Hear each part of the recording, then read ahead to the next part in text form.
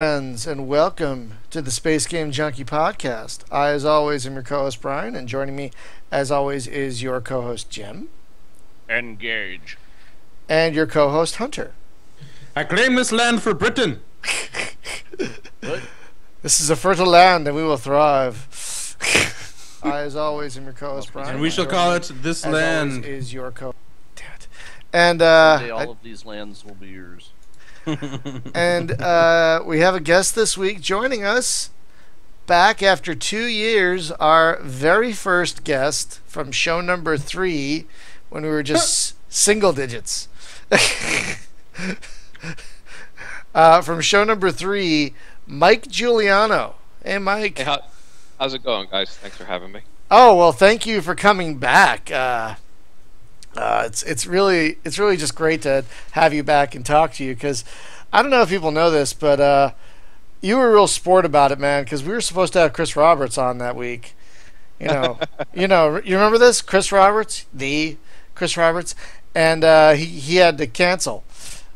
So we were gonna have you on the next week. You're like, Mike, let's switch. Come on, let's go on now. And you're like, yeah, okay. So See, we should repeat history then. And next week, Chris Roberts. Tune in, folks. no, we No? already have guests lined up for like the next 3 weeks. Dang it. Okay. Yeah. I'll tell Chris. Tough luck. Sorry, yeah. Tell him he has to go cry himself to sleep on his bed of money, or he has I to. bet he does roll around in it like Demi Moore. I was gonna say he has to go swim in his vault like I bet Scrooge. he like- wears money pants. I like bet. Scrooge McDuck. You know, he has the what they call it, the money vault. No, that had a name. It had a specific name on DuckTales. Does anyone remember? You know what I'm talking about, right? When Scrooge McDuck's money vault on DuckTales, Mhm. it had like a name. It had like a specific. It wasn't just the money vault. It had like a. It had a code name, didn't it? Shit. Oh my god, you guys! I'm so tired. Hi. Oh my god. So, Mike, it has been a tiny bit over 2 years, almost exactly, since we talked to you about your game Rogue System. Now, for folks who might not have been listening to the podcast since its inception, and why not? Why haven't you been? Can you just refresh not only our memory, but the listener? Can you shoot out to the listener who hasn't heard this before? Give them like the pitch of your game. To put it simply, No pressure. No pressure. No, it's all good. Rogue System is the space sim for the hardcore flight simmer. I model ship systems. I mean, obviously, this is science fiction, but mostly all the ship systems have some foundation in real world systems, like from the space shuttle and from the ISS, fuel cells, batteries, all that sort of thing. And yes, there's some science fiction thrown in there just to advance it forward. But everything, I try to keep everything logical. So yeah, and that's really what it is. I've always wanted. I used to love flight sims back in the '90s when they were really popular, and I loved the control and interactivity with the cockpit and everything. And I always wanted that in a space sim, and no one ever did it. So I did, or I am. And you have definitely achieved that based on this. Is this an alpha? What would you call this thing you sent me? Is it like a pre-alpha? It is pre-alpha, definitely. Right. So when last we talked, you were running a Kickstarter, and sadly as fuck, it didn't succeed. And It was bad timing. I was planning it for about, I don't know, 6 or 7 months, and I really pushed to get it a couple months sooner. And had I done that, I would have beat Elite and Star Citizen to Kickstarter. And I think I would have done a lot better. But as it happened, I came out about a month after they did, and there was just nothing left. Yeah, that's. To be perfectly blunt. But it's all good. It's all good though. It did get Rogue System noticed, and it did help me to progress a little bit with some private funding, and I'll go into that later. Well, I mean, it kind of has an happy ending because you did get picked up by a publisher. Yes, yes. Image Space Incorporated, who does, if you're not familiar, they do racing sim titles, R Factor and R Factor 2. Oh yes, I've heard of those. Yes. Of Yeah, course. I was working for them at the time. I was their lead environment track artist. And I told them, what I wanted to do, and they even supported me while I was working for them. They gave me the freedom to go to Kickstarter and everything, and go for it anyway. That's so awesome. They were really cool about the whole thing all along. Oh wow. They saw, like I said, even though Kickstarter didn't meet the goal, it did get a lot of attention, and there was a lot of good feedback from it. And they saw that, and so they thought it was a fairly good risk. And they're a simulator company, so it kind of fit them. But it took. After the Kickstarter, I really got hampered with work, so I had to set Rogue System aside for about 6 months to deal with that. And then to secure funding with Image Space, that took like another 6 months. So there was almost a year and a half of development time lost as all that happened. So even though it's been like 2 years, really not that much time has gone to development. Well, I mean that's going to happen, and I can't imagine anyone would complain. But what I see here is already really impressive. Now, you sent me this pre-alpha, and we have this. Is this a fighter? This ship? Is this a shuttle? I mean, what kind of ship are we talking about here? The way it goes is you are the pilot of this small colony. And you fly for their local security force, and basically your job is to just monitor incoming and outgoing traffic. And at some point during the campaign, early on, your colony is invaded by another colony, and who want to take you over. So to prevent this, the people you fly for, you have these small groups of fighters and freighters and stuff at your disposal, but it turns out that they bring some capital ships, and you need strike fighters with heavier capabilities. So what they do is they take these shuttles that you're looking at right here and repurpose those into these small strike fighters or bombers, if you will. Ah, that explains all these seats. Yes. Yeah. I like that. I was liking this detail. I'm like, why is a fighter have not only all this room, but they ripped out everything from the inside. There's holes in the floor. Those are actually cargo spaces, and they'll be covered up, and they have a purpose for gameplay. Oh wow! But yeah, they stripped everything out of it, and they armed it, and you have 2 squadrons. You can fly for either one. This fighter group or this strike fighter group, and you can choose during the campaign which one you fly for. The nice thing is that you're already set up for the second game, which will be Space Bus Simulator, because you can just put seats back in. And the first expansion, and what I really want for Rogue System is to be more open-ended, where you can trade, explore, and that sort of thing. But there's a lot of assets that go into that, and there's just no way for one person to do all that. Sure.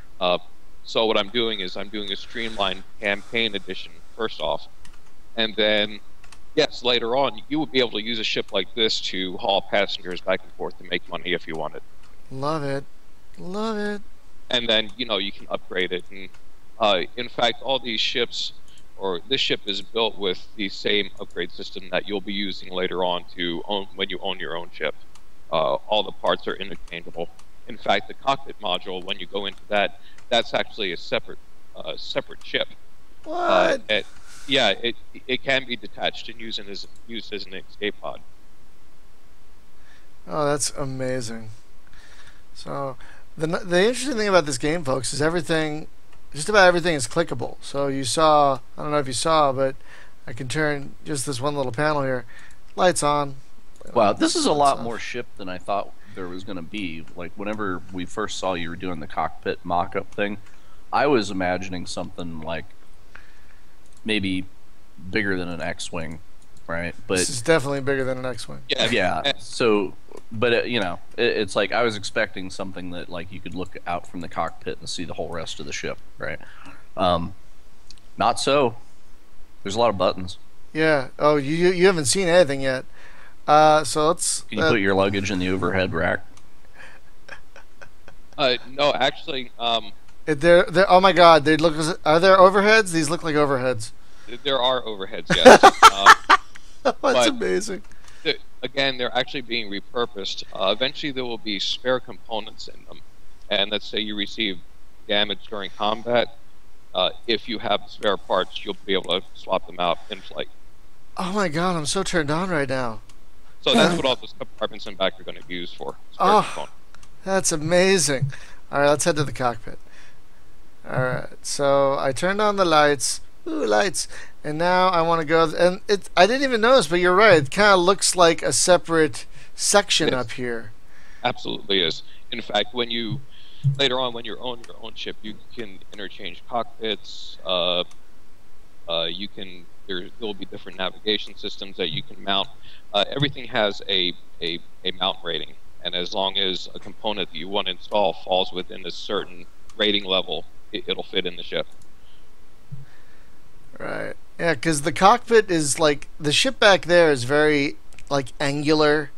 You know, it looks very utilitarian. And you come to this cockpit, which is like this beautiful bubble. You know, it looks much more.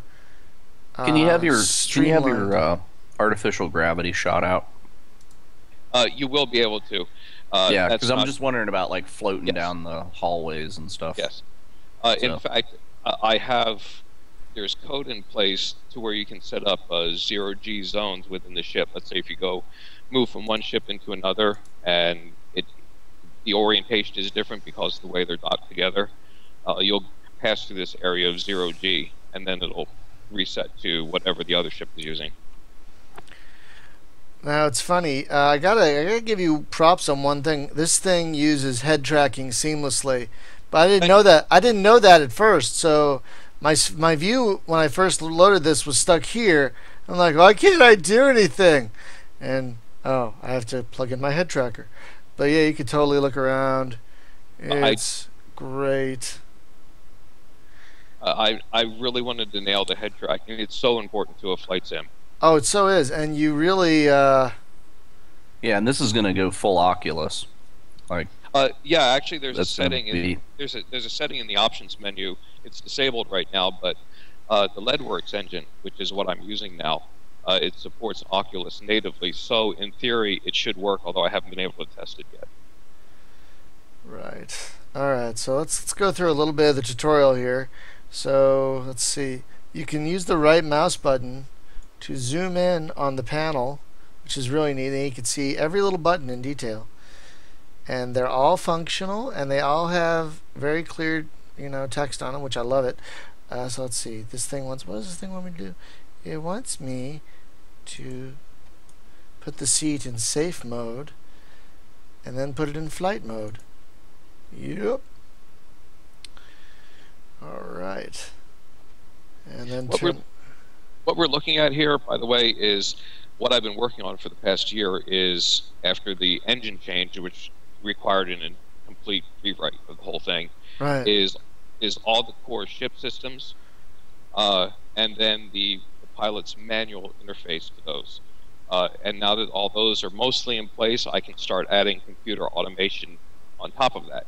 So the whole thing, as long as the computer is operating and hasn't been damaged, it should be fairly straightforward to fly.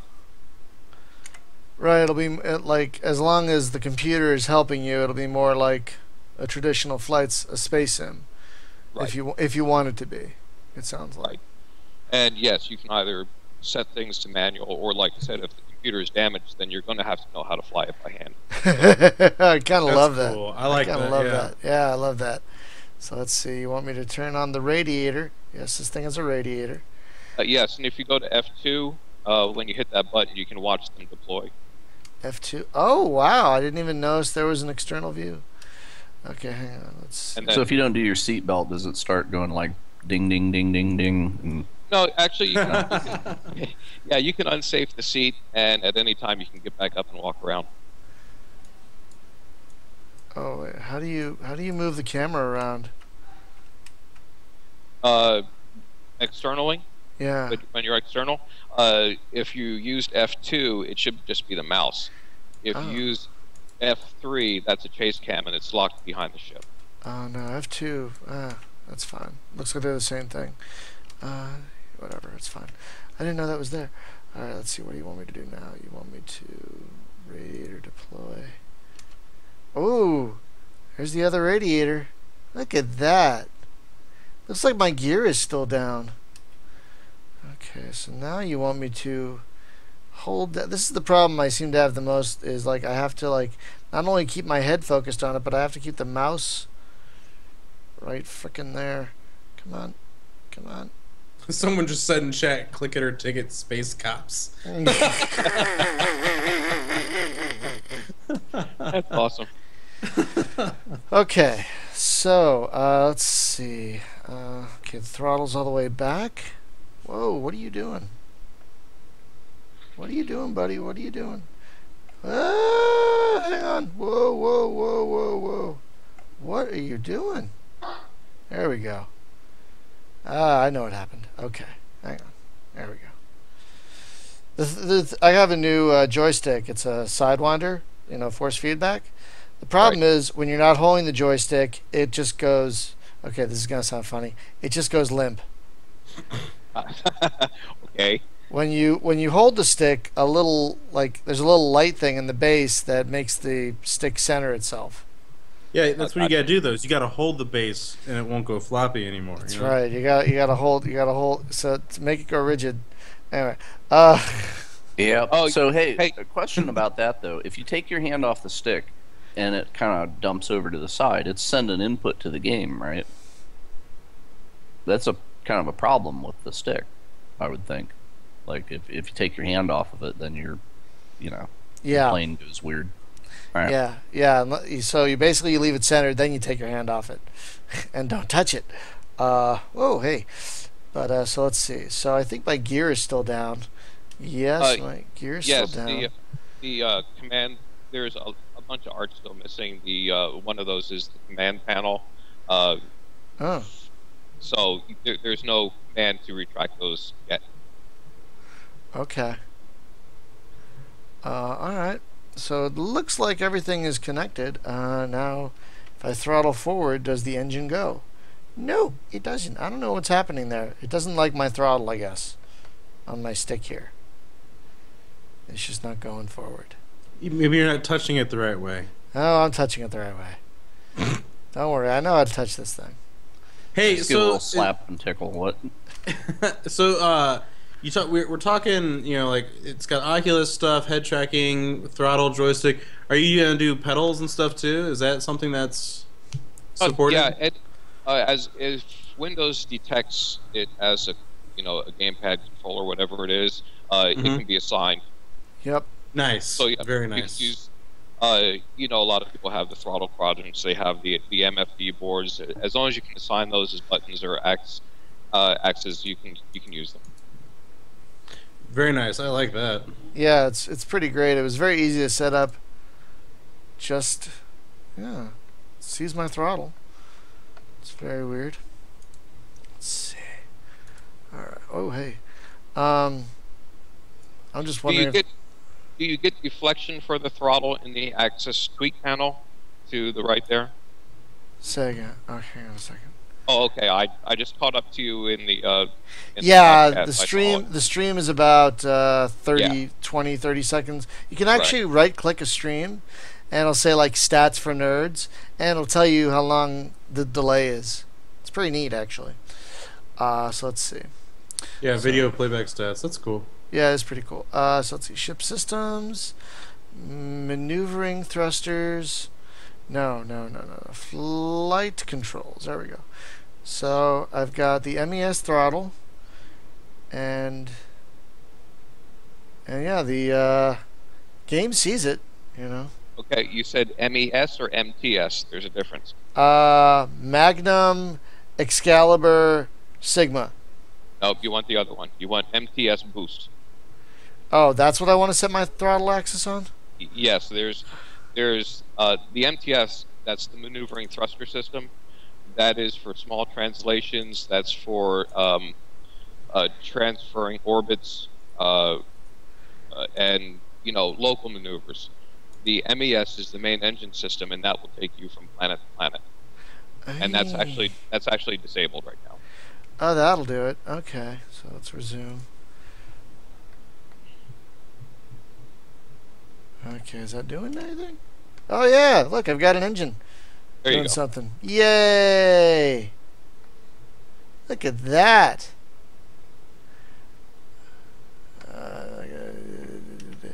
All right. So what ship is this? This is a shuttle or something. This was a shuttle that has been repurposed into a strike fighter. Now, you were talking about at the beginning of the campaign, at least, you'll be able to fly a fighter or a strike fighter like this. And I'm guessing the dynamic campaign will generate missions based on what you're flying. Yes. Pretty Yes. awesome. Actually, it's set up very similar to Falcon 4 in that you and your sister squadron will fly the same mission together. The strike fighters will be doing their thing, and you'll be doing your thing, all correlated. It's very Air Force. And what is so this system, this thing up front, this is going to be like your multifunction display, I guess. They'll show targeting stuff, Yes, and all targeting, navigation. Actually, I'm also adding. It's not. You can see the button down at the bottom, but it's not in yet. System info. You'll be able to click that, and then click on like batteries or fuel cells, and you'll get kind of a write out or write up of each system, kind of describing it a little bit, just for some in-game reference. that. That is neat, tactical. I like it. And you have all your warning lights over here. You know what? I was playing something the other day, and I gotta tell you, it reminds me of this. EF 2000. Remember that? I do. Yeah. It's my favorite jet sim. And I was playing it the other day, and I was like, this kind of reminds me of Rogue System and how the cockpit feels. You can actually on the I call them an HMD. But anyway, on the MFD up front there, if you click on it, you make it active. A cockpit can have more than one MFD. Oh wow! And then you can use, I believe by default, it's the arrow keys to move the cursor around. Okay. Well, it's not working now, obviously. Okay. You can also set up. There's a button to bind the caret for the MFD to the mouse itself, and then if you move the mouse, it'll move the caret. Huh. That's pretty awesome. So how hard is it to put head tracking into a game like this? Actually, that was one of the easier things to do. Really? Yeah. Natural Point Track IR, they made it very, very simple. Their library is pretty straightforward to use.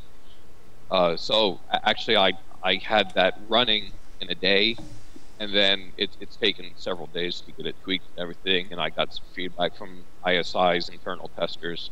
Yeah, it's working pretty good now, I think. Yeah. I mean, it does work pretty great. It feels pretty natural. Now, is this going to be all space stuff? I'm not remembering, so forgive me if I asked this last time. It's been 2 years. But Yes. is it going to be all space stuff, or will there be planet stuff? Because I see a planet right there. And I'm wondering if there will be strike attacks on planets. The gameplay for the core module, which is what we're talking about right now, Yeah. doesn't call for planetary landings or anything like that. Okay. It is something I want to do, but that probably will not happen until the first expansion, when I add, freeform gameplay, and you can go off and do your own thing. Then you'll be able to do. I want to do, atmospheric flight and that sort of thing. You can land on planets, land on moons. But again, since it's not required for the gameplay for the core module, it's way down on the to-do list. Right. No, that makes sense. Yeah, get the engine running. So how far along are you with this engine? Because it looks like there's a lot of good stuff here already. You said that there's some stuff that's been disabled and isn't visible yet. But how far along are you with all this? Pretty much what I've spent the last year working on since I changed graphic engines is getting all the core ship systems up and running, getting most of the damage fail safes hooked up, and I'll go into that in a minute, and just getting all the framework put in place. And now that all that's done, we can actually start adding gameplay on top of it. In fact, I just added the single mission system that you used to start this a couple weeks ago. Oh, okay. Last week I added the implemented the basic tutorial system which you use to start the ship and everything. So we're at that point now, and this is about the time we want to open up public early access. As we progress with this gameplay, the people that would do early access on a game are the people that really care about it, want to see it, be all that it can be, and that's the kind of community that you want to have during early access. So those are the people that I'm expecting, and that's the input that I want.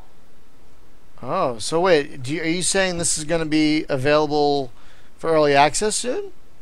I'm hoping within the next month and a half. Really? That soon? Yes. Oh, Yes. oh my God! I'm working on. There'll be.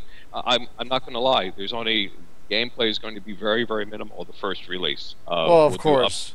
There'll be a startup and undocking tutorial. There'll be a docking and shutdown tutorial. There'll be a free flight and hopefully a 1 versus 1 situation.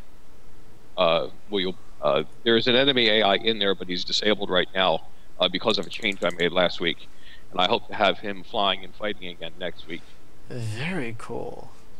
And the goal for early access is that ISI supplied minimal funding. They basically kickstarted me to get to where I am right now. Oh wow! Yeah.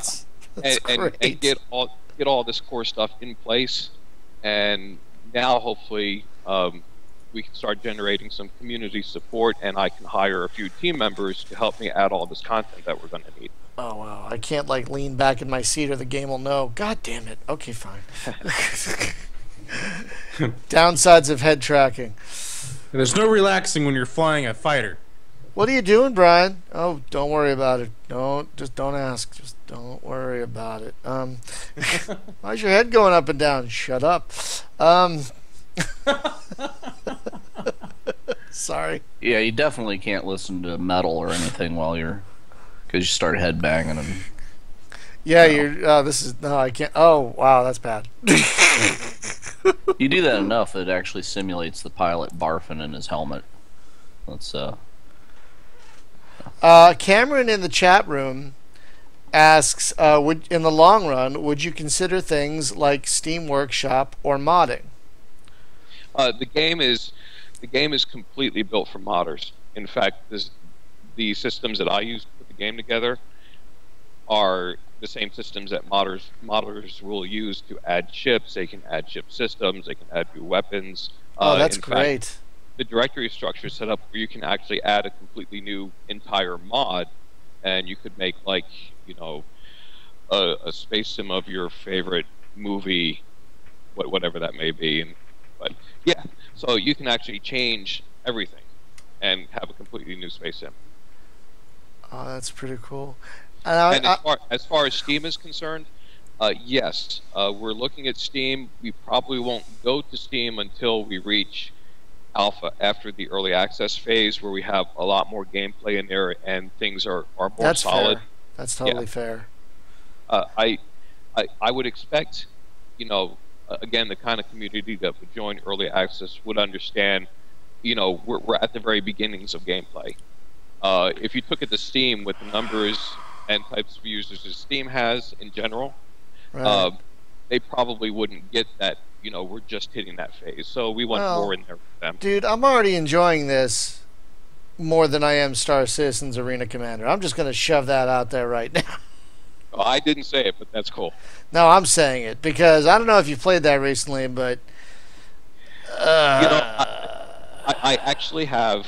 I bought. I did Elite when they did their Kickstarter. I did Star Citizen when they did their Kickstarter. But I haven't actually played either one of them. One, I don't have time. Two, I do not want to be influenced by them at all. Well, I can wanna tell you do this: Chris is going to see this podcast, and then suddenly, he's going to have DLC for overhead luggage bins. It's going to be in there, like $100. You too can have overhead luggage bins. See, here's a big difference in the two games, just with the head tracking. Now, I'm using ED Tracker, which is a fan-made thing, and I'm using OpenTrack, which is a software that emulates IR Tracker. Worked out of the box. I didn't even need to configure it. Beautiful, just go, right? Good. If I wanted to use my ED Tracker with Star Citizen, I would not only have to download and run 2 programs, I would also have to create an XML file to get the thing to run. No, thank you. I don't have the Seems time. tedious. Yeah, Tedious. I don't have the time or the patience for that. And they have how much more of a budget than you do? And you said, oh, this is about a day or whatever. I had to put it in there. They can't even do it. They got 300 people? What? 400 people? Yeah. Sorry. Nope. I don't mean to compare, but I do. And I'm just saying I played Star Citizen recently, and I like this better. Already. Thanks. I'm not just saying that because you're here. I'm not just saying that because.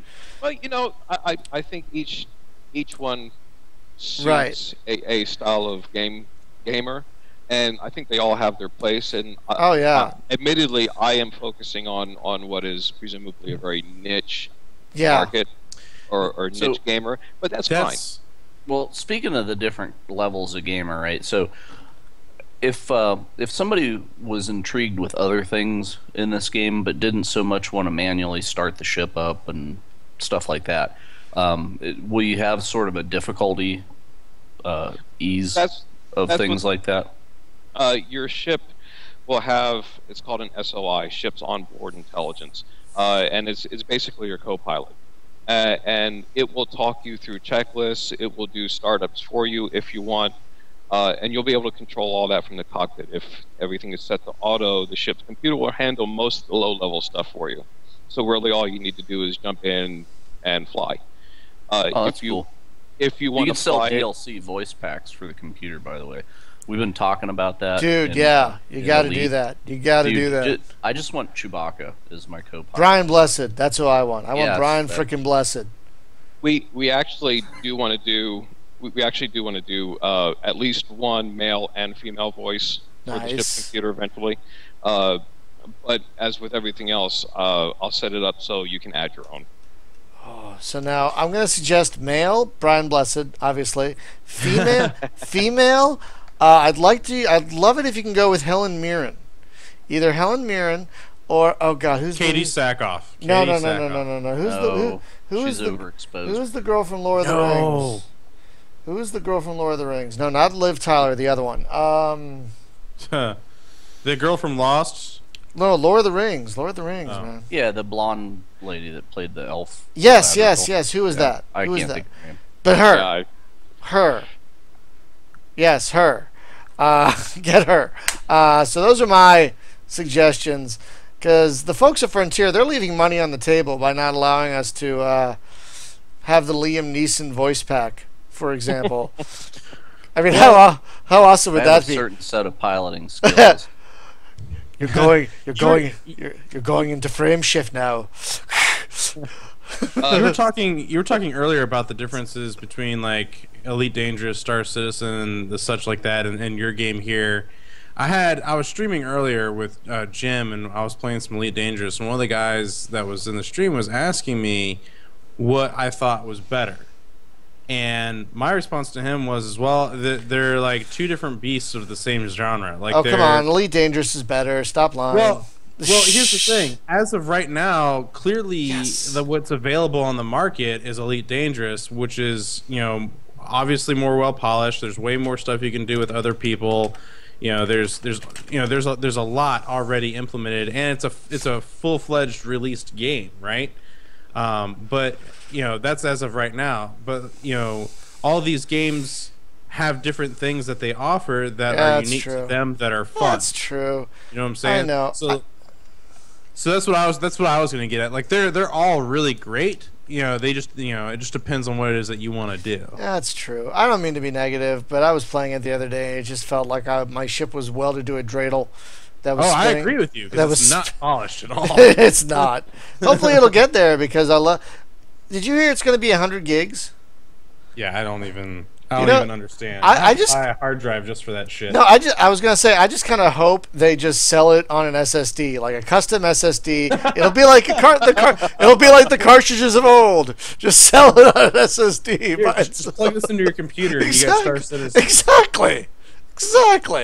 Soon they're going to start marketing like hot swap drives again. Like that's going to be the new hotness again. It's the zip drive, and this time you're zipping through hyperspace. Sell games on entire hard drives, and it's like cartridges all over again. Oh, God. Is the game working? No, just blow on it. Just blow on it again.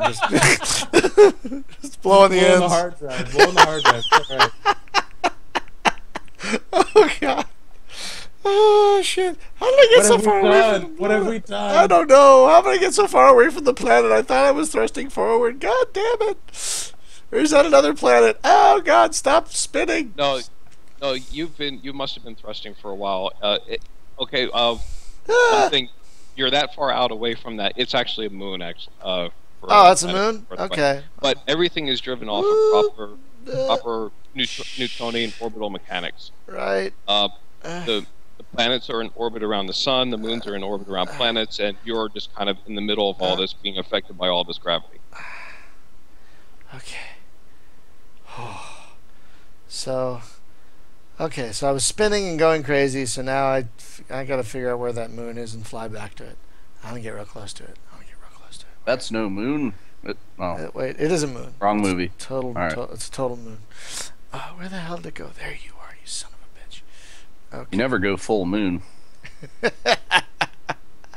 All right, let's blast the throttle. Oh, I already am blasting the throttle. Okay. So anyway, so this is going to have a very militarist. Now, will you be able to, in the dynamic campaign, will you be able to choose either side of this war, like the aggressors and the aggressees, or are you going to be like just one side? One side for now. That's fair, because I mean, on Falcon, you don't get to play the Koreans. So. Yeah, and there's a whole lot to think about. If you opened up both sides, you have to have flyable ships on both sides. You have to have full cockpits and interiors, and that is a whole lot of work. Especially if I cannot hire anyone else to help me out, then I have to do it all myself. So it's got to be very streamlined and focused. Right. Well, that makes sense. I think I'm moving. Yeah, okay. The stars are looks like I'm moving. Okay, I think I'm moving. Now, that said, again, this whole thing is moddable. So if you wanted, if a modder built an interior for an existing ship, then that ship suddenly can become flyable. Well, come on. Have you seen the free space folks and the I know. The Star Shatter folks? There will be mods for that.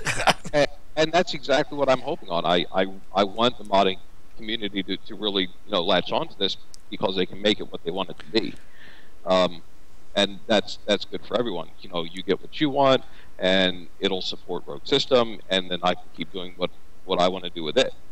So it's a win-win for everybody. Yeah, especially us space gamers, because I swear to God, have you been surprised by this resurgence in space gaming? Because I was. I want to say I was, but I really wasn't, because everything kind of seems to go in cycles anyway. That's true. With the gaming industry, with anything really, but it's when I saw DCS start to come back around and that sort of thing, and it did fairly well. And you can see other genres coming back, and they're doing fairly well. Yeah, it was only a matter of time. And then once Chris Robertson and Brabham, they threw their names out there. Well, yeah, then you've got all the nostalgia as well, and that just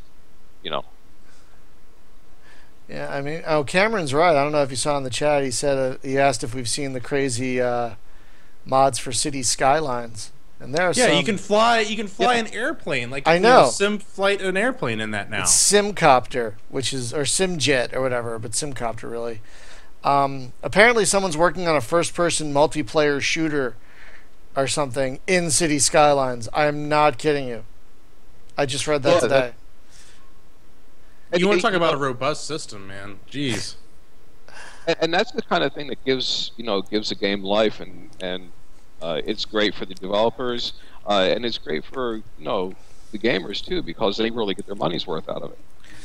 Yeah, the one of the Paradox guys, I think it was the head guy, was like, "You want to know how to fight piracy? Mods, Steam Workshop," and I think he's right. That's how you kill consoles too. You just let some console people see some mods. Be like, oh yeah, you got this mod on your Xbox. Oh, sorry. Like, why would I ever play an Elder Scrolls game on anything other than a PC? I know, because that's typical That Bethesda. that Randy right? Savage Bethesda mod. puts out Bethesda puts a game out, and then it's like they know the community is going to finish it for them in a couple of years. So I know. Have you seen that Randy Savage mod for Skyrim? Oh, it's What? the best. What? Wait. Oh my wait. god. So it turns all the dragons into like giant Randy Savages. Oh god, that's horrible. I don't want to see. Oh god. It's amazing. Oh gosh. So like when instead of doing the dragon yells, it's like, oh yeah. Oh no. I did love the My Little Pony one. I thought that was great. Instead of the dragon yell, it's the song from the show. If you've been thrusting all this time, I have think you I'm had the thrusting. My throttle is all the way forward. Hang on. Why can't I see? What's going on here? Okay. There we go. Looks like my thrusters are on. I don't know. You must have really thrown off your orbit. I don't know. It's going to take a while to recover that. I was distracted by all the chatting. If you look down at the where you started your engine there, Yeah. right below that switch and to the right just a little bit is an EBP allow button. That's EVP. emergency boost power. Yeah. EVP enable. Yes, there you go. What that does, the MTS feeds not only the booster, but it also feeds all the rotational thrusters. Right. And that thrust has to be divided.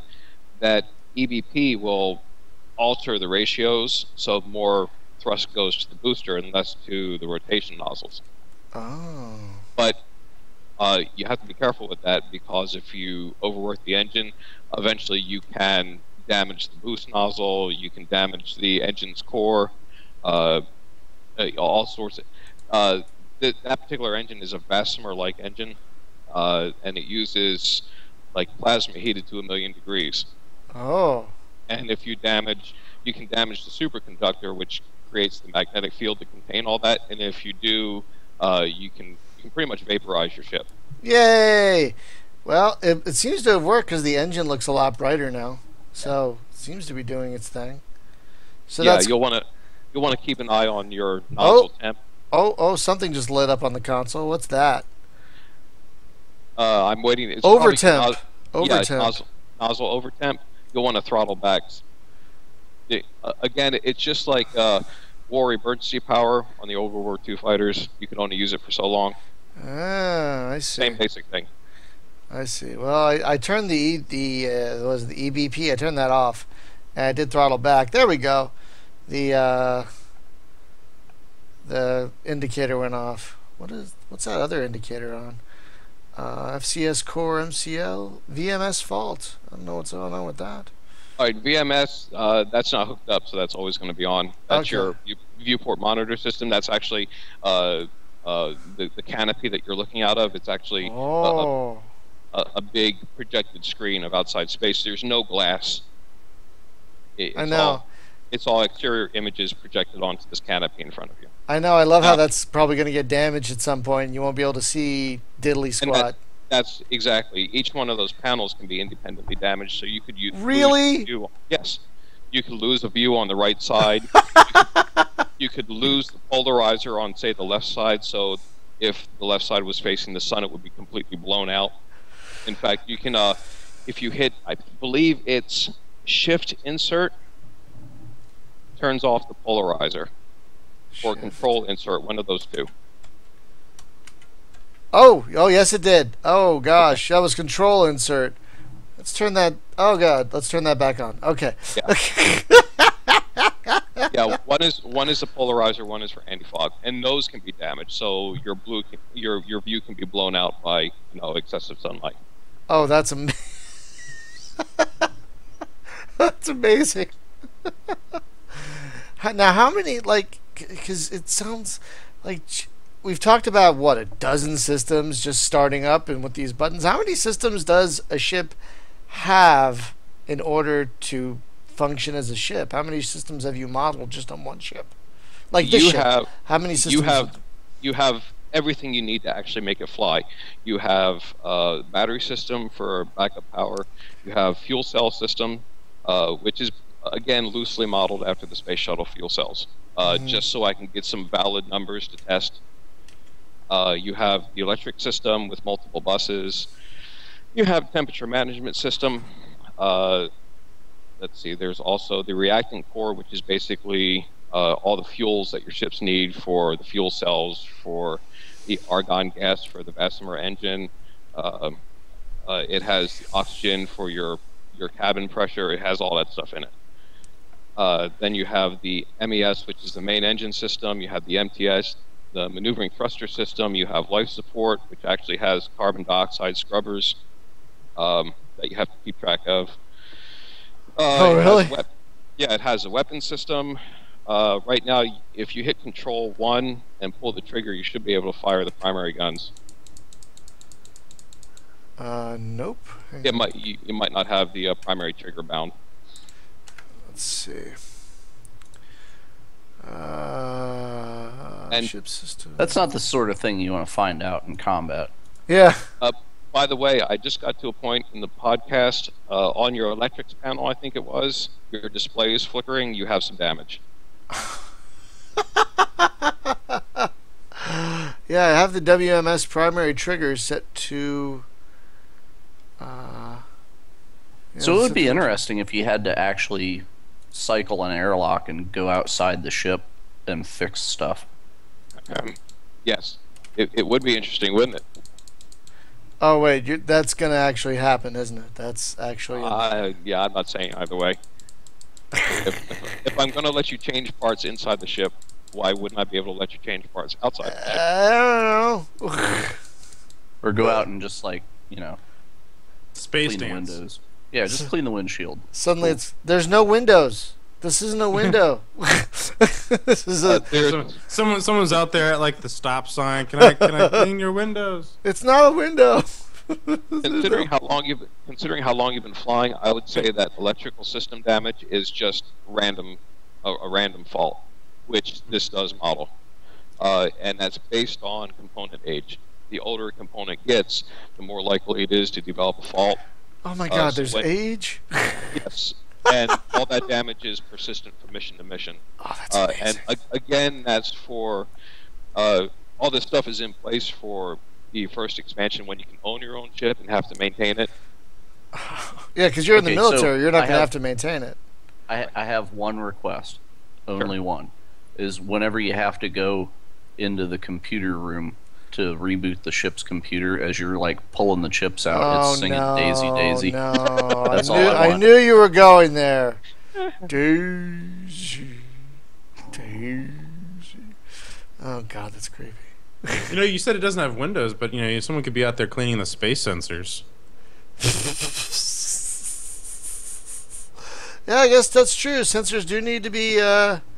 You flew through that gunky old nebula. It really fucked up your engines. Sensors do. Yeah. Oh my God. Well, the thing is, I mean, it seems sensible here, right? Because you basically have screens around you, but you're somewhere in the armored center of the ship. It's not like you're stuck out on the nose to get shot off, right? So. Well, in this one you are actually. Really? Again, it was a shuttle and repurposed as a military vehicle, so. It's not. Oh, because looking at the way that the room is around him, it almost looks like projection screen. So it's not like you're actually exposed out there or whatever. Right. And you certainly could have ships designed that way. Yeah, because did you play Titanfall, or you've seen video of it? Because it's like the robot I've puts seen you it. in his belly, and then Yes. the way the screens come up, they don't all come up in sync, right? So you kind of get the effect of it projecting. Right. Yeah.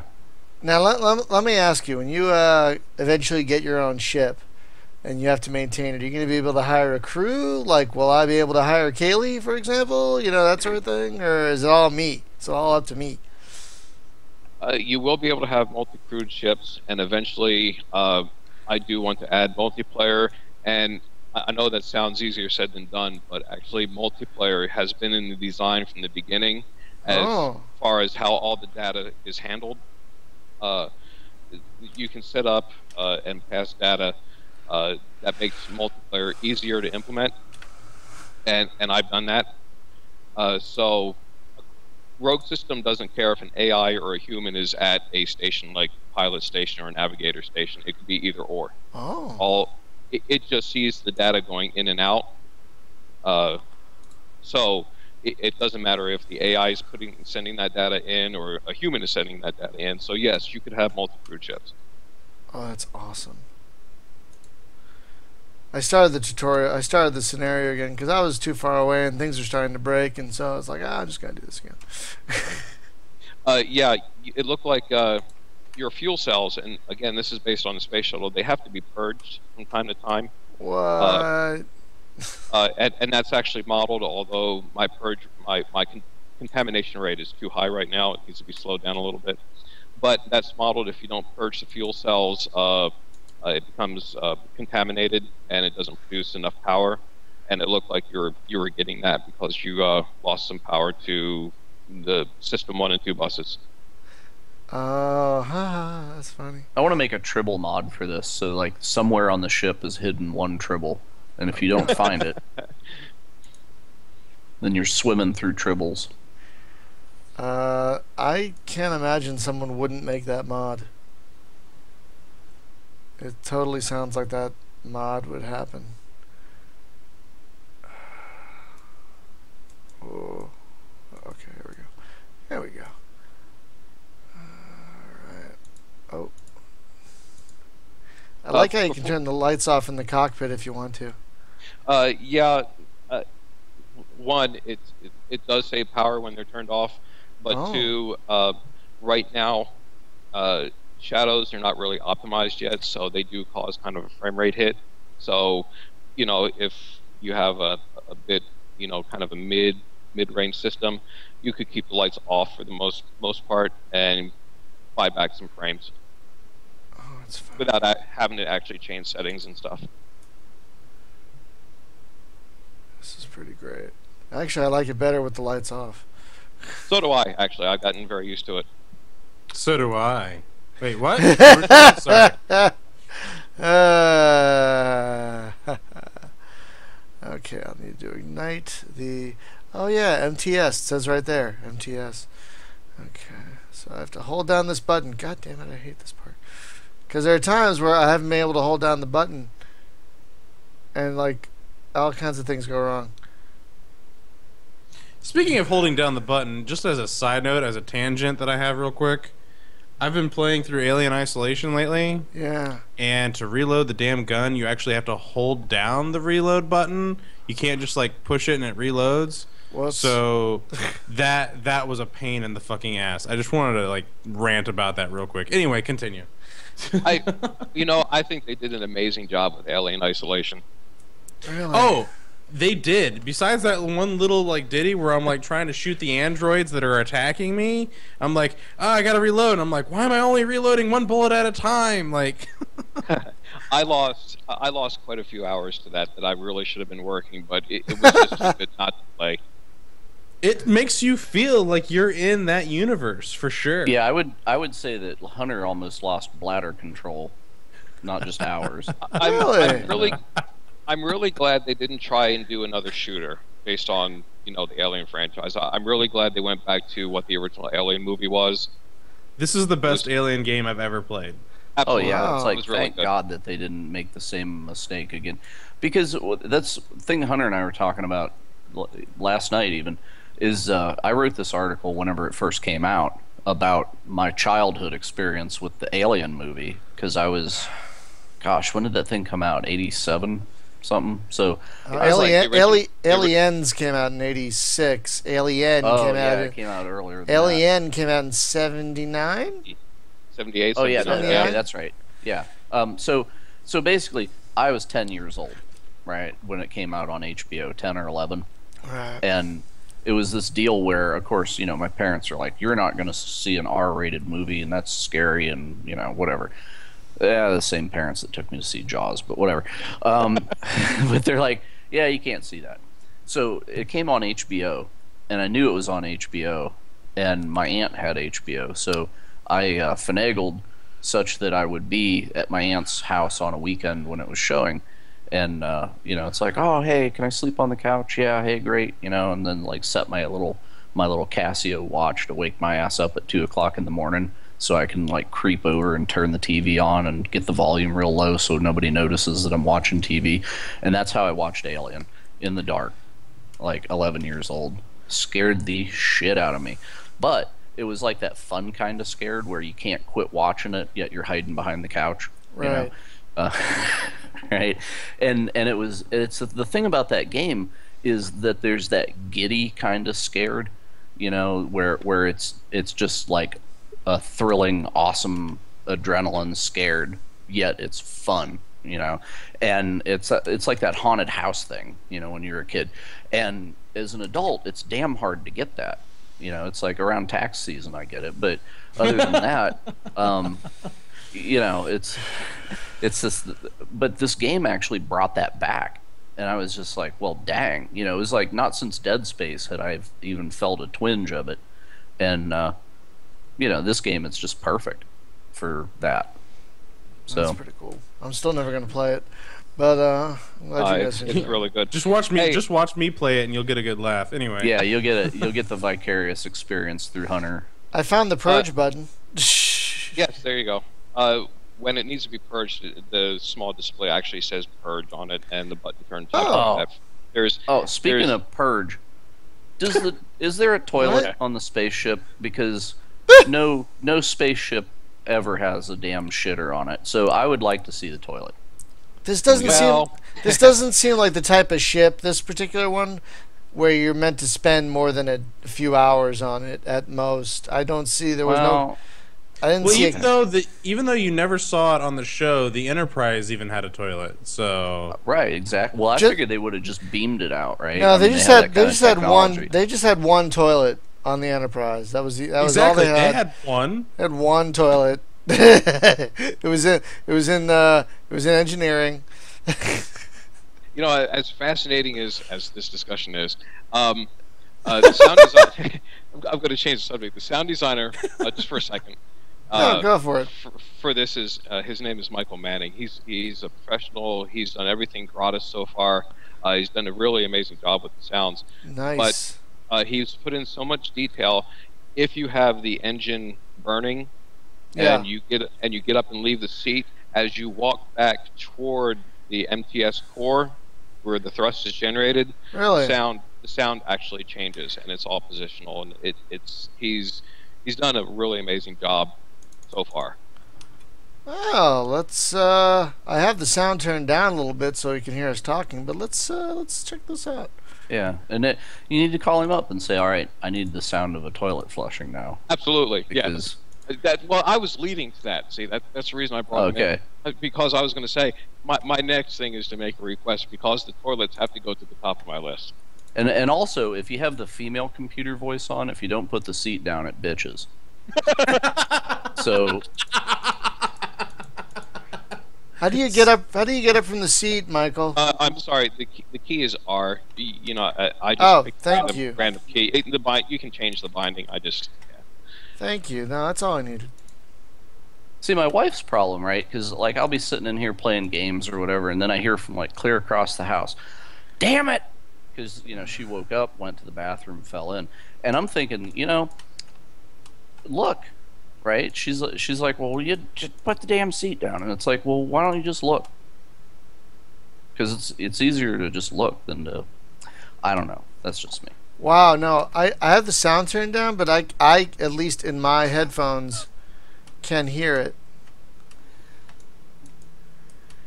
Yeah, I can hear a rumbling getting louder as I get to the back of the ship. Right, Yes. and sadly, again, with that AI disabled right now, but if your ship gets hit, where you get hit is positional as well. So, Oh, wow. like, you could be at the front of the ship and you could hear very light thumps coming from the back, but then all of a sudden, and this has caught me out a couple times, all of a sudden you take a hit in the front and it's really loud in your face, and it scares you for a minute. It's really cool. That's pretty great. So that'd be Oh, kind of neat. Like that's if neat. you had the ship on autopilot and it starts like flying through asteroids or something, Wow. like Star Wars style. Right. Those aren't blasters. I can Well, actually, there's absolutely different sounds for hard impacts as opposed to penetrating impacts. We make several distinctions of what you're getting hit by and how hard you're getting hit. hey, where'd the planet go? You probably thrust it into it. Right now, I have celestial body Destroyed by the Empire. yes, turned off. So you probably Oh. just were pulled right into the moon's core there. Oh. Okay. In fact, if you kept going, you'll probably hear as the acceleration force increases, you get closer to the gravity well's center, which is the center of the moon, Right. and your acceleration increases. Probably the G strain on the ship will increase, and you'll start to hear creaks and groans and stuff as that happens. Ah, that is pretty great. So, I think I'm still moving. Yeah, I'm still moving. Do I have to purge anything yet? Nope. Oh god, so many buttons. Yeah, and like I said, this is all the stuff that you would need, when the computer dies. But for the most part, all you'll really have to manage is a few primary interfaces to do everything you'll need. Right, but it'll still be good to know how to fly this stuff if the You'll- computer you'll- does. You'll definitely need to know how, if you want to make it back alive after you receiving a lot of damage. If the computer is gone, you will definitely need to know how it all works. You should put force feedback in here, so Uh, so the thing rumbles and shit. I think I use SDL 2.0 for my controller library interface, and I believe that supports force feedback. Although I don't have the force feedback stick here, so I can't test it. Oh, I do. I'll test But- it for you. In theory, I should be able to add that. Oh, oh, that'd be nice. Cause I've been playing. I just got this force feedback stick, so I've been playing all the force feedback things I can find, and it's pretty goddamn amazing. Excuse me. In fact, I had to run out a couple weeks ago and purchase an Xbox 360 gamepad because one of my testers was using one, and What? well, let's face it. Racing sim. Well, yeah. Or for this, or for this. Yeah, you're right. Really? Let's face it, a $50 gamepad is a lot cheaper than a hottest setup. But That's true. in any event, I had to run out and buy one to tweak first-person movement for a gamepad. So I don't know why, but some people like to play first-person shooters with gamepad. Oh, now I So I gotta had- try it. I had to make sure that you could bind movement controls to X so you can use the thumbsticks, and make sure I had one guy trying to fly the ship with the keyboard, so I had to add some binding so you could have pitch up and pitch down the side of the keys and that sort of thing. But it's really, you can fly this thing with a lot of different setups now, and that's very cool. I stopped the sim so I could plug in my 360 pad. I gotta try that. Since you mentioned it. Yeah, it should work fine. You'll have to change your bindings. And Well, everything, yeah, but- of course, Right, but right. that's totally expected. Yeah, one thing I don't have yet is eventually, once the testers have a good go with it, I want to include a bunch of config files for different controllers. Oh yeah. So hopefully you'll be able to load some defaults to get you going. Oh yeah, no, that'd be great. Because yeah, more and more people have this gamepad, and I didn't have one for the longest time until I got Euro Truck Sim 2, and that's the game that made me get a gamepad. I was really surprised once I had it tweaked. It felt okay. Oh, I'm excited. I'm gonna have to change things now. This is gonna be fun. For the first-person stuff, you'll want to use. You look down at the bottom of the binding list, and you'll see bindings for like walk fore and aft or strafe left and right. Those are what you want to use for the thumbsticks. If you do that. Oh, okay. Yeah. So that's. And I just added today a feature that doesn't allow you to like bind a button only binding to an axis and an axis only binding to a button. I just added that today, but it's not in your build. Ah. Oh yeah, it sees my gamepad just fine.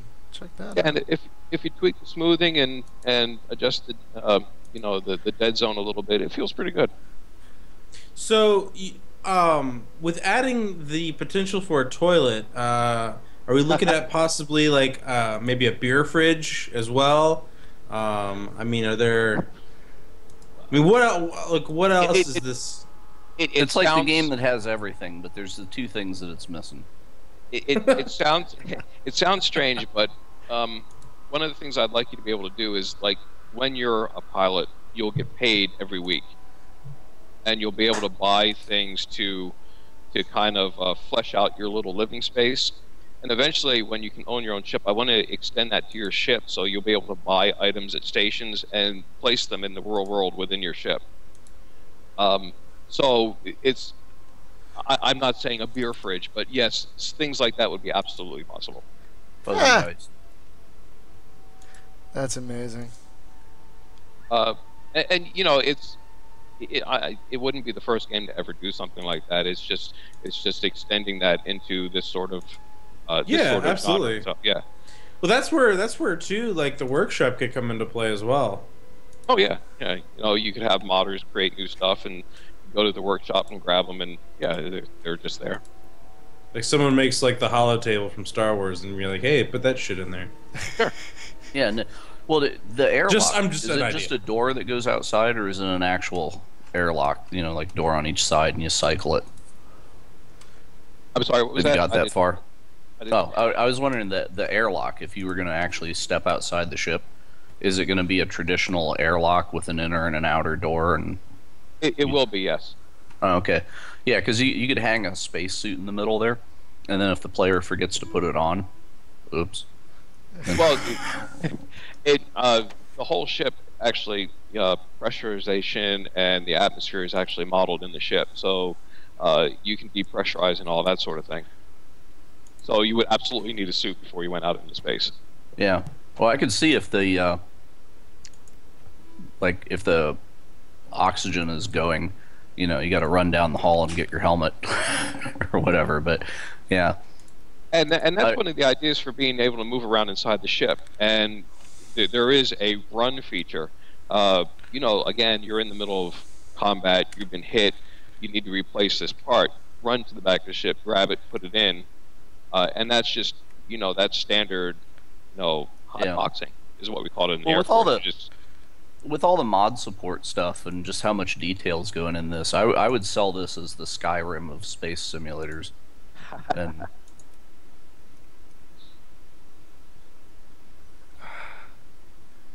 I'm thinking about like a pet mod. Like you could get a space monkey or something, let it run around on the ship. I had an idea for a little droid that would follow you around. But again, that would be later on. There are a bunch of ideas I have, but again, if it just be me right now, it's. Oh yeah, definitely. Well, you know, actually, the droid thing. Interesting thought about that would be if you had the droid, and then you got that monitor in front of you, right? So if you could see out the droid's camera, Sure. and there was like damage on the ship, and let's say the droid's just a hovering thing, right? Then it could fly outside, take a look at your damage. Right. You know, Yeah. not necessarily fix anything, but it's just like a remote camera, and Yeah, that then would be that totally becomes cool. your mechanism for external views and stuff. That would be cool because then you could display it on the main screen. Yeah, exactly. There are, excuse me. I'm sorry. There are static cameras that will be mounted around your ship, and these are good. definable in the ship's data file. And you can pull up each one of those cameras on that front display. Oh, thank that's God. cool. You know, That is so because great. it's a thing that I said the other night. We were playing Elite, and we had people that were chasing us. And it's like, well, how far back are they? I don't know. Well, I got to turn the whole damn ship around to find out.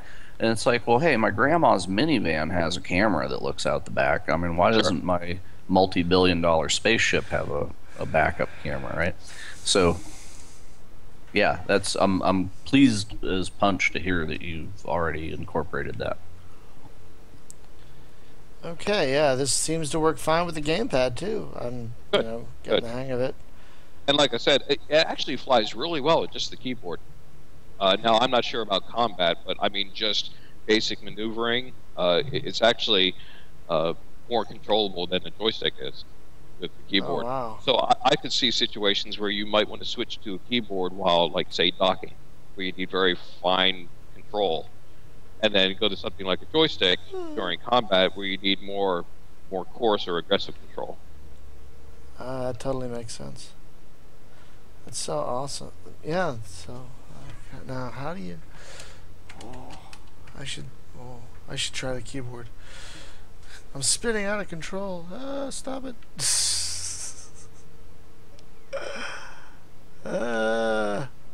I'm actually really glad that you're to see that you were able to bind that quick. Oh We yeah, went that was through- pretty easy. Yeah, we went through a couple testing builds to where there was some problems with multiple controllers and binding them, and I'm glad that's all fixed up. Oh no, I had no problem binding the Sidewinder stick or the 360 gamepad. It was easy peasy for each one. Yeah. Good. The only problem that I ran into is I'm using a X45 throttle, and some games like see one of these mode selector switches as a button that's always being pressed down. So your game did do that, but that's not just a you problem. Like I said, I've run into that in plenty of games, so Okay. that's a problem I've run into before. It's such a stupid thing. Such a stupid thing. That might actually be. You might want to try. Just kind of before you try to assign anything, just move.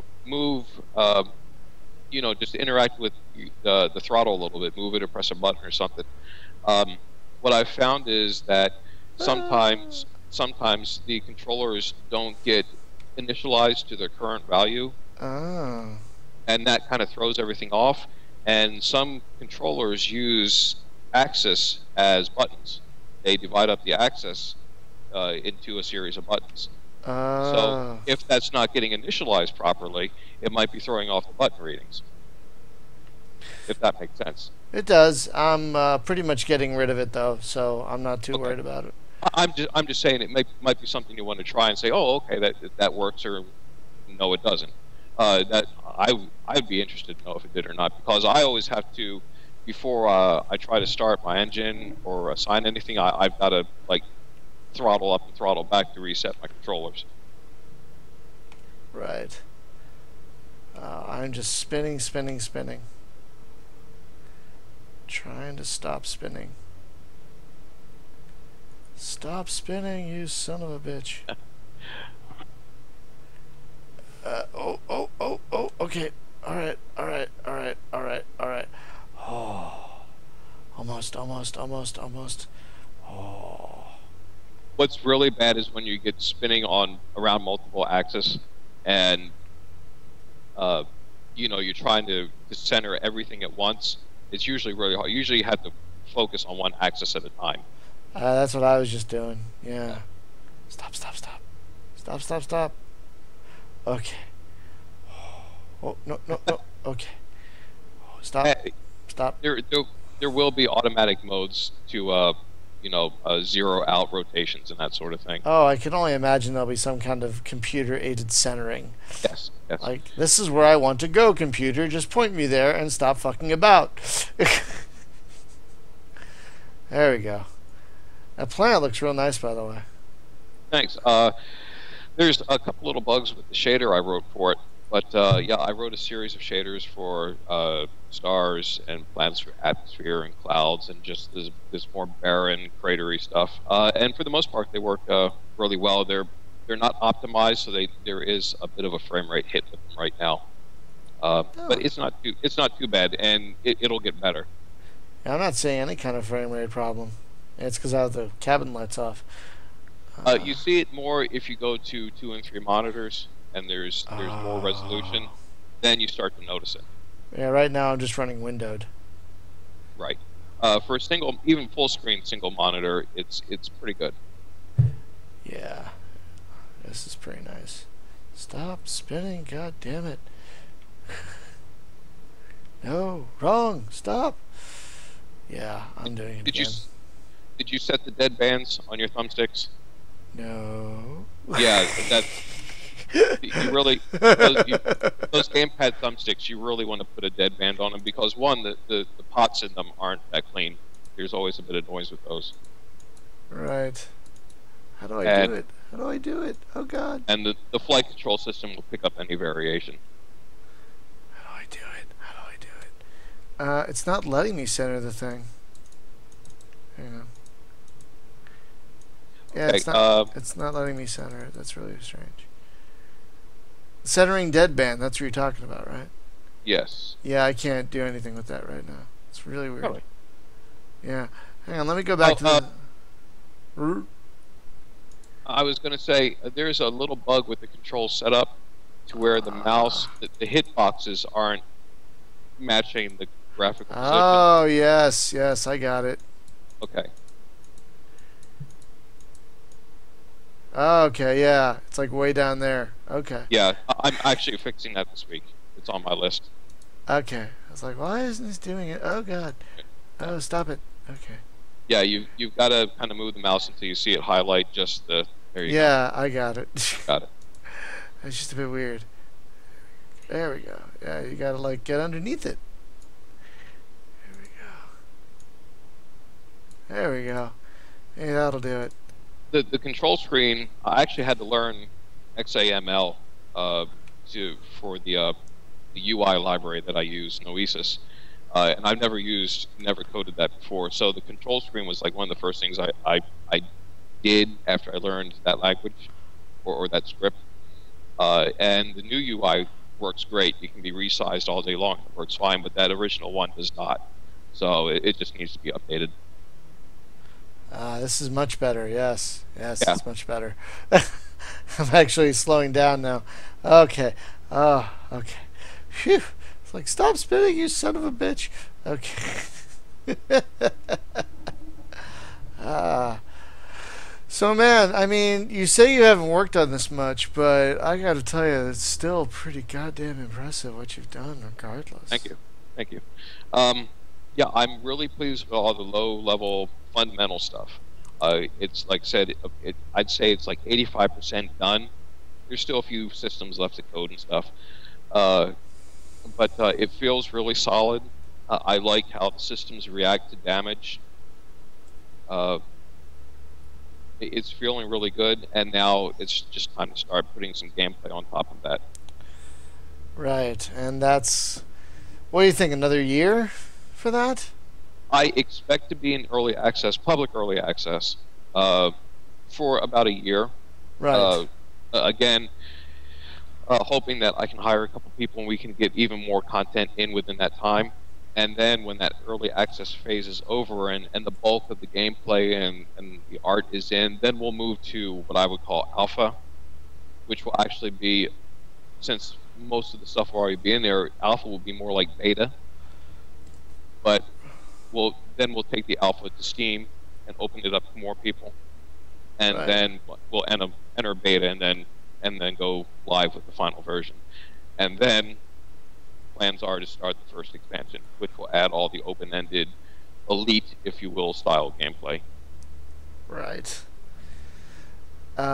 So a couple of questions about the campaign, and then I'm losing my mind. I don't know if the other guys have any questions, but I'm getting real tired. But so are we talking just one solar system here for this initial dynamic campaign? Are we talking multiple systems? How big are we going? The game plan is for one system. Okay. If I can get some people to help me out, and we can build I want to have a couple missions to where you fly a freighter to another system. Oh. And do some stuff there.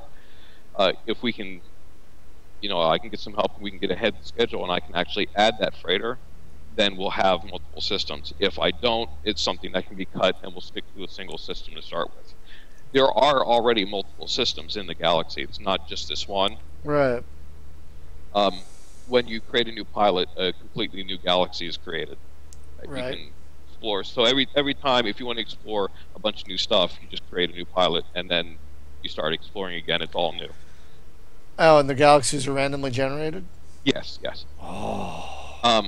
But again, to keep things streamlined and focused and easy to test, Right. we are sticking with the same one system within the same galaxy every time. Right. That makes sense. Just so there's no surprises. Right, and that's where things start. Now, when you have the expansion pack, are you going to let people jump right into the open stuff, or will they have to go through the military campaign first? You'll be able to jump right into the open stuff if you've already done the campaign. You'll be able to take your pilot and kind of retire him from service, and then you'll get a severance and you can buy your own ship and continue with that pilot. Oh, I love it. I love all this, man. I'm really happy to see it's moving forward. I mean, I was giddy when I found out you got a publisher, and this is all just looking really nice. I mean, there's definitely going to be a subset of space gamers who will just flock to this.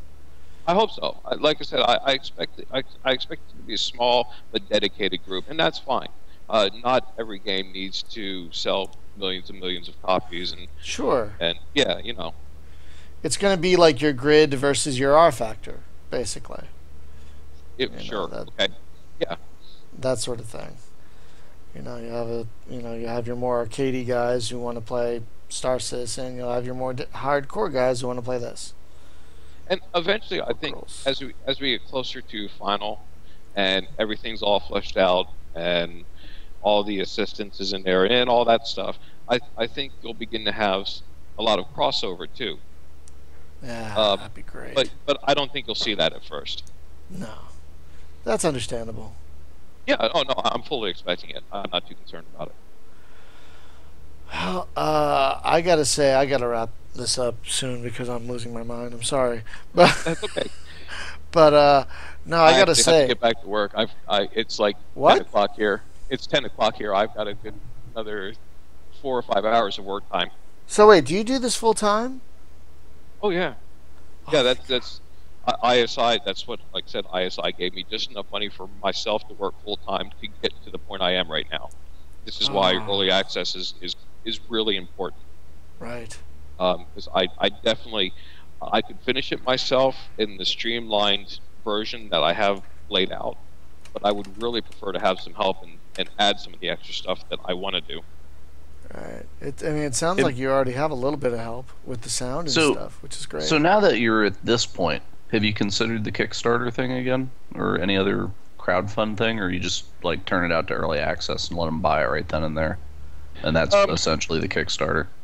ISI and I talked about Kickstarter and some other avenues, and we decided the best avenue, because we're not expecting a lot of people all at once.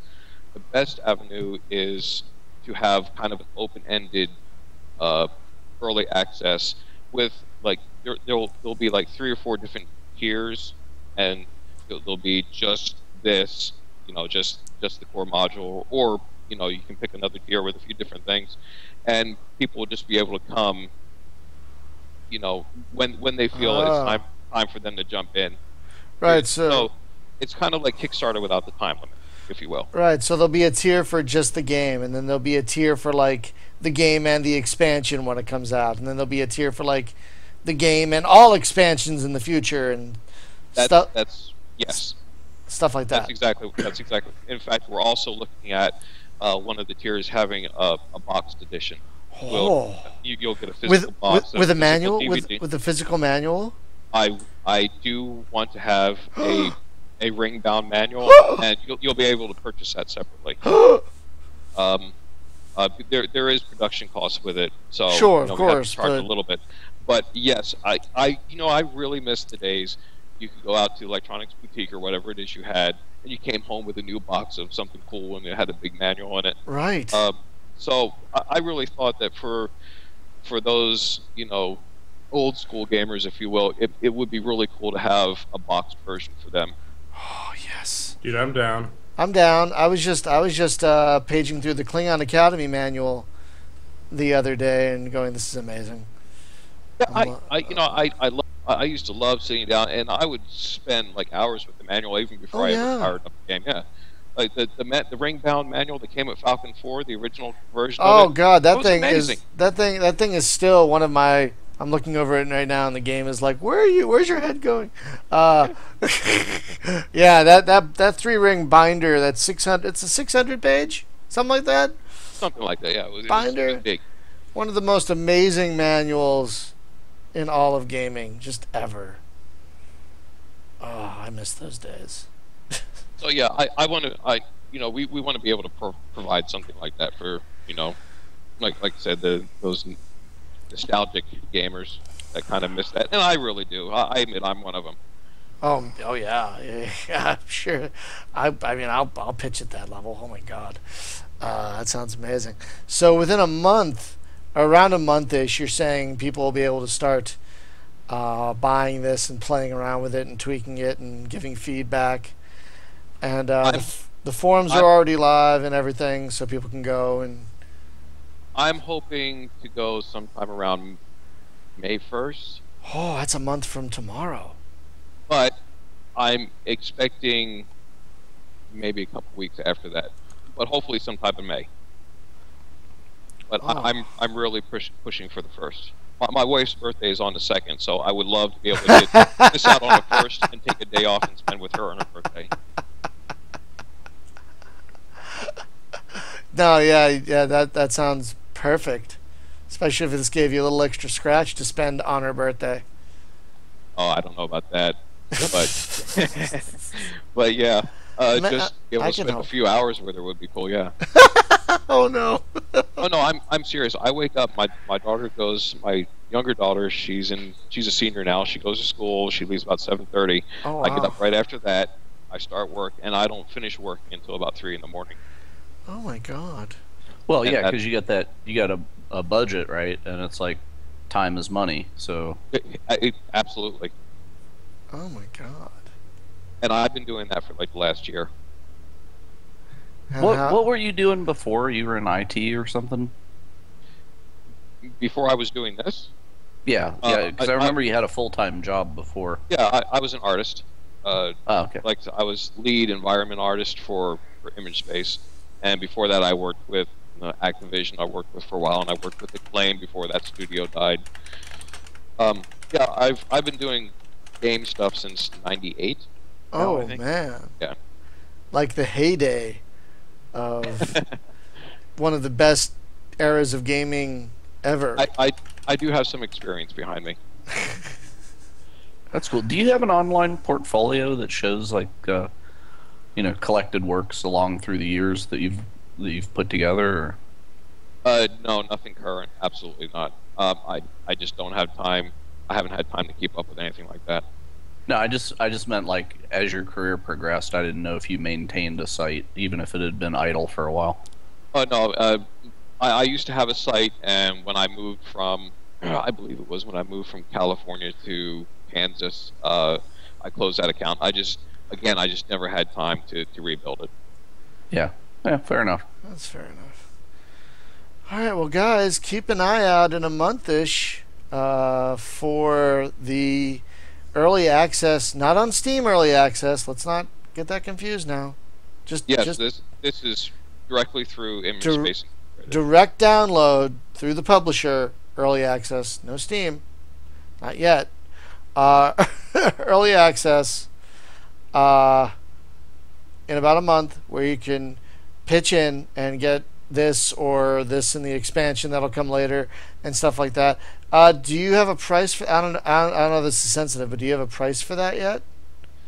We have some prices lined up, but they're not finalized yet. Oh, okay, Um, that's fair. they're not inappropriate for the stage Okay, that, no, that we're at, and I'll leave it at that for right now. But yeah, it's not, the prices we're looking at aren't uncommon. got it. Got it. All right, well, folks, in about a month from when we record this, we're recording, what was it, the 31st? Yeah, the 31st of March. About a month from now, or in or in the past, if you're listening to this in the future. What's the site? Throw us out the site.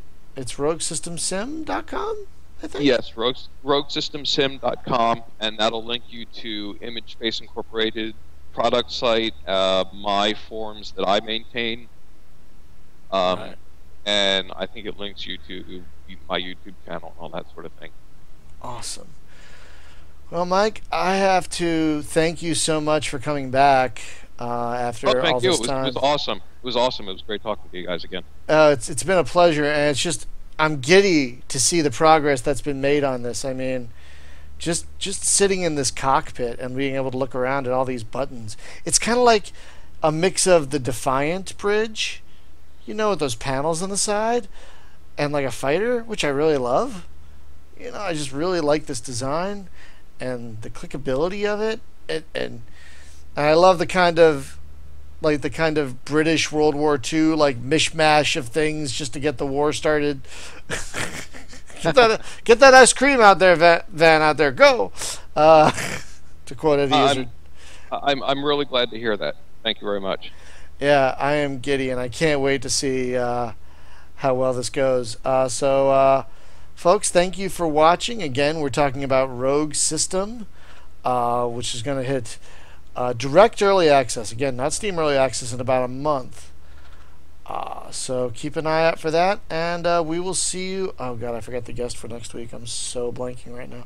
But we will see you next week. Thanks for listening and watching, and have a great night. Say bye, everybody. Ah! Bye. Thanks, guys.